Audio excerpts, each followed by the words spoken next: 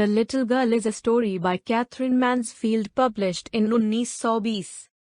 Catherine Mansfield की the little girl में हमारे पास अभय, नियंत्रण, स्वतंत्रता, स्वीकृति, करुणा और परिवर्तन का विषय है। उसे कुछ बचकाना और अन्य कहानियों के संग्रह से लिया गया कहानी तीसरे व्यक्ति में एक अनाम कथावाचक द्वारा सुनाई गई है। और कहानी की शुरुआत से पाठक को पता चलता है कि मैंसफील्ड नियंत्रण के विषय की खोज कर रहा होगा। एक समझदारी है कि केजिया अपनी माँ और घर के नौकरों की तरह अपने पिता के प्रति जवाबदेह हैं। उनकी भूमिका उनके लिए जिम्मेदारी में से एक प्रतीत होती है, अगर कुछ भी वह प्रत्येक व्यक्ति को नियंत्रित करता है। यह भी महत्वपूर्ण हो सकता है कि केजिया के पिता के अपवाद के साथ घर में उल्लिखित प्रत्येक व्यक्ति महिला है। यह संभव है कि मैंसफील्ड पाठक पर उस नियंत्रण को उजागर करने का प्रयास कर रहा है जो पुरुष महिला के ऊपर लागू होता है। उस समय कहानी लिखी गई थी डंडा केजिया के लिए यह कितना हानिकारक है कि वह अपने पिता के साथ कैसे संबंध रखती है के माध्यम से ध्यान देने योग्य है। जब वह उससे डरती है तो वह उससे बात करती है जो यह सुझाव दे सकता है कि एक प्रेम संबंध या पिता के साथ घनिष्ठ संबंध होने के बजाय वह न केवल उसके डर से अपना जीवन व्यतीत करता है बल्कि उससे सावधान भी रहता है, इस बात की अनिश्चितता कि वह उसका इलाज कैसे कर सकता है।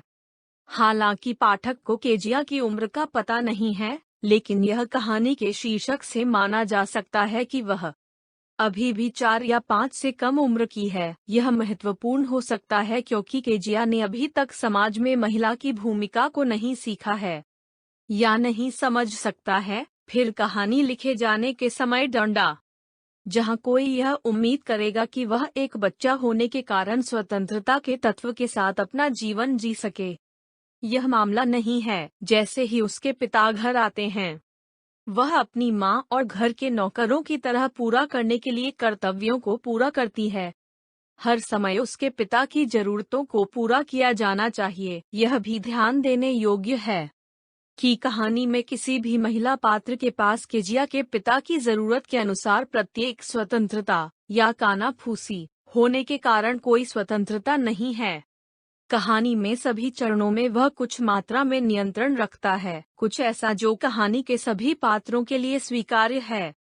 कहानी में कई घटनाएं भी हैं जो महत्वपूर्ण हो सकती हैं। केजिया को उसके पिता द्वारा शासक के साथ मारने के बाद अगली बार जब वह उसे देखती है तो वह अपने हाथों को उसकी पीठ के पीछे छिपाए रखता है। उसे डर है कि वह उसे फिर से मार सकता है। कहानी में मैकडॉनल्ड्स की शुरुआत भी महत्वपूर्ण हो सकती है। मैंसफील्ड जानबूझकर उन्हें एक बगीचे में स्थित करने के लिए प्रकट होता है जो केजिया की तुलना में एक सुखद वातावरण का सुझाव देता है। कौन मैंसफील्ड कहानी के अधिकांश के लिए घर के अंदर रहता है। अगर केजिया कुछ भी भावनात्मक और मानसिक रूप से सीमित या घर में सीमित नहीं है, लेकिन वह शारीरिक रूप से भी सीमित है।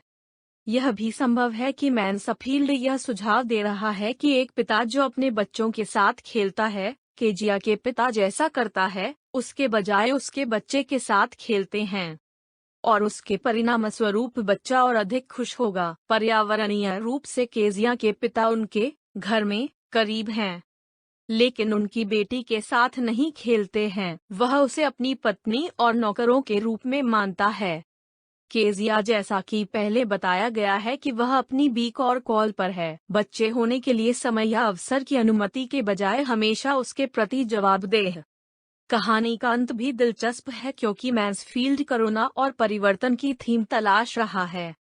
जब केजिया को सोना मुश्किल हो जाता है, उसके पिता ने उसे डांटने के बजाय उसे उसके साथ बिस्तर में सोने की अनुमति दी।